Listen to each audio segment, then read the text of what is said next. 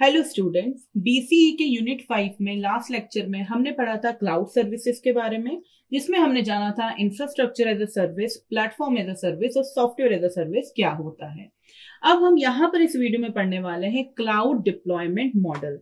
That means basically हम types of clouds पढ़ने वाले हैं। सो यहाँ पर हम सबसे पहले डिस्कस करेंगे क्लाउड डिप्लॉयमेंट मॉडल होता क्या है। It works as your virtual computing environment with a choice of deployment model depending on how much data you need, how much data you want to store, and who has access to the infrastructure. यहाँ पर जो हमारा deployment model बनाया जाता है या हमें दिया जाता है हमारे ऑप्शन के लिए, वो किस चीज पर डिपेंड करता है कि आपको किस प्रकार का एनवायरमेंट चाहिए, वर्चुअल कंप्यूटिंग एनवायरमेंट। इसके अलावा आपको कितना डेटा स्टोर करना है और उस इंफ्रास्ट्रक्चर को कौन एक्सेस कर सकता है या नहीं कर सकता है, उस पर डिपेंड करता है। So there are different types of cloud computing deployment model. Most cloud hubs have 10 to 1000 of servers and storage devices to enable fast loading. यहाँ पर हमारे जो क्लाउड हब्स होते हैं, यहाँ पे हजारों प्रकार की सर्वर्स होते हैं, स्टोरेज डिवाइसेस होते हैं, जो ताकि हमारा जो सर्विस है वो फास्टली हो पाए. So it is often possible to choose a geographical area to put the data closer to users. यहाँ पर ये भी ऑप्शन हमारे पास अवेलेबल है कि हमारा जो डेटा है वो थोड़ा यूजर से पास रख सके, ऐसा ज्योग्राफिकल लोकेशन हम चूज करें, इस टाइप का हम लोकेशन चूज करें जो हमारे यूजर से पास है. So deployment models for the cloud computing are categorized based on their location. To know which model would be the best fit for the requirement of your organization, we have to learn their different types. हमको अगर ये जानना है कि हमारी organisation के लिए best deployment model कौन सा होता है, तो हमें उनके टाइप्स के बारे में जानना पड़ेगा. तो सबसे पहले यहाँ पर जो हमारे टाइप्स होते हैं डिप्लॉयमेंट मॉडल के, वो 4 टाइप रहते हैं: पब्लिक, प्राइवेट, कम्युनिटी, हाइब्रिड. हम एक एक कर इनके एक एक टाइप्स को समझेंगे. सबसे पहले हम बात करते हैं पब्लिक क्लाउड के बारे में. So the name suggest it is accessible to the public users. ये सभी यूजर्स के लिए एक्सेसिबल होता है.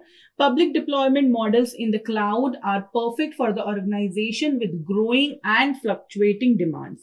ये उन ऑर्गेनाइजेशन के लिए परफेक्ट होता है जिनकी ग्रोथ बहुत अच्छी चल रही है, अभी भी ग्रोइंग है, डेवलपिंग कर रहे हैं, डेवलप कर रहे हैं. इनकी जो डिमांड्स है वो फ्लक्चुएट होती है क्योंकि इनको डिमांड इनकी बढ़ती ही जा रही है.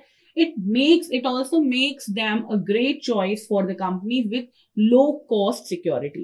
यहाँ पर उन लोगों के लिए भी, उन ऑर्गेनाइजेशन के लिए भी पब्लिक क्लाउड बेस्ट होता है जिनको सिक्योरिटी इश्यूज का ज्यादा कंसर्न नहीं होता है, तो वो उस पर ज्यादा इन्वेस्ट नहीं करना चाहते हैं, तो उस केस में भी पब्लिक क्लाउड उनके लिए बेस्ट रहता है. सो यहाँ पर हमारा जो आप पिक्चर देख पा रहे हैं उसमें आपको समझ आएगा कि पब्लिक क्लाउड सर्विस जो रहती है, जो डेटा सेंटर रहता है, उससे एक्सेस कंपनी ए, कंपनी बी, कंपनी सी है, जहां पर वो उसको हर प्रकार के रिसोर्सेज, शेयरेबल रिसोर्सेज मिल रहे हैं, सभी को एप्लीकेशन सर्विसेज मिल रही हैं, प्लेटफॉर्म सर्वर्स मिल रहे हैं, स्केलेबल हार्डवेयर मिल रहे हैं, सर्वर्स मिल रहे हैं, कंप्यूटिंग सर्विसेज मिल रही हैं, स्टोरेज डिवाइसेस मिल रहे हैं. So you pay a cloud service provider for networking services, compute virtualization and storage available on the public internet.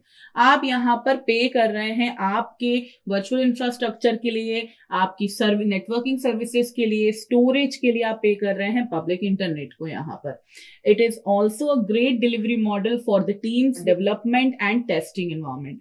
यहाँ पर जो टीम आपने प्रोजेक्ट या अपने ऑर्गेनाइजेशन का डेवलपमेंट अभी कर रहे हैं या टेस्टिंग टाइम पर है, तो उनके लिए भी इस टाइप का डिप्लॉयमेंट मॉडल बेस्ट रहता है.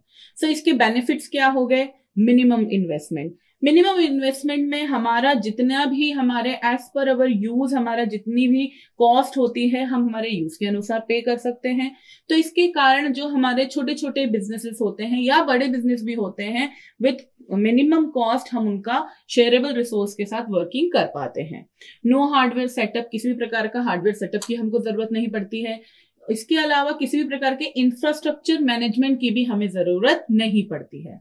बट यहाँ पर पब्लिक क्लाउड के कुछ लिमिटेशंस होते हैं. सबसे पहला लिमिटेशन होता है data security and privacy concern.